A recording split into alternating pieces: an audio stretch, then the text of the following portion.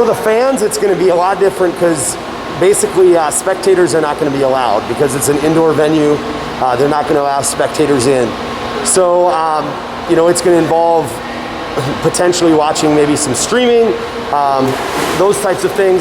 It's just going to be a lot different. It's going to, for our swimmers, I don't know if the no fans is going to make a huge difference or not. I mean, we have at least competed at a few venues where the fans are behind glass or whatever, so I imagine it'll be somewhat similar to that, but I really don't know till we get going with it how that's going to be different. So for our fans, I feel especially bad for the parents not being able to come in and watch. It's going to be more following on, following either through streaming or potentially just following the results that we send out and myself as a coach maybe highlighting a few more things, those sorts of things. For the swimmers, practice is definitely different. They're starting at two different ends of the pools. We have them split up into smaller groups. Usually right now at this time we would have all of our swimmers in the pool at the same time, probably 5-6 kids to a lane. You're looking at probably 36 swimmers in the pool, and that's not the way it is. We've got 20, we've got them in pods, no bigger than 4 in a lane, and split on separate ends. So that's definitely different. They're getting used to, the second swimmer is supposed to stop at the flags during practice. We've preached to them for years and years and years, you swim all the way to the wall, and now we've got to tell them, no, let's stop. But they're getting used to it. We had to adjust this summer. This summer we had just 2 athletes in a lane, one starting on one side and one starting on the other. So they're getting used to it.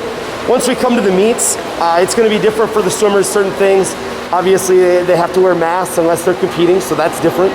But also just some of the things with getting ready. We have some athletes that like to go behind their respective starting block a couple of races ahead of when they're going to swim, and now they're not going to be allowed to do that. Teams are going to be left to their own side of the pool.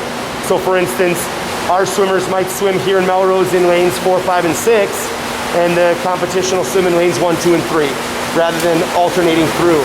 So that's going to look different. There's going to be things that are going to look different, are going to be different.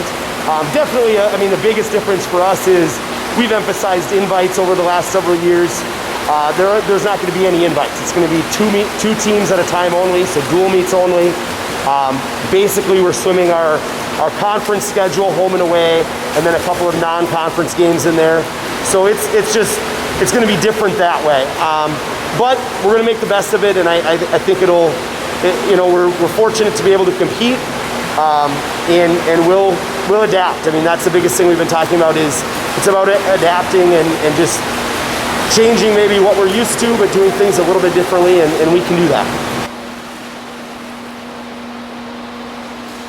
Seniors, we have Mackenzie Herzog is somebody who's been doing a lot of good things a long time.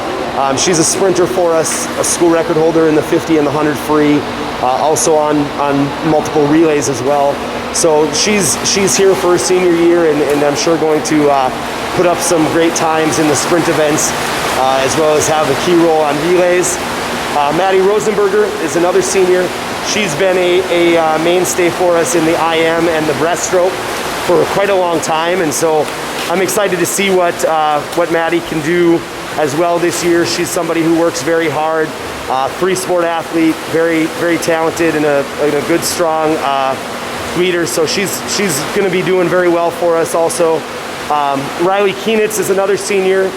We only have 3 seniors. She's another senior for us. She swims primarily distance events, 200 and 500. So we kind of have senior leadership in different spots and different places throughout our team. We've got a lot of good juniors, sophomores, and freshmen ready to come in, maybe even get some contributions on varsity from some 8th graders.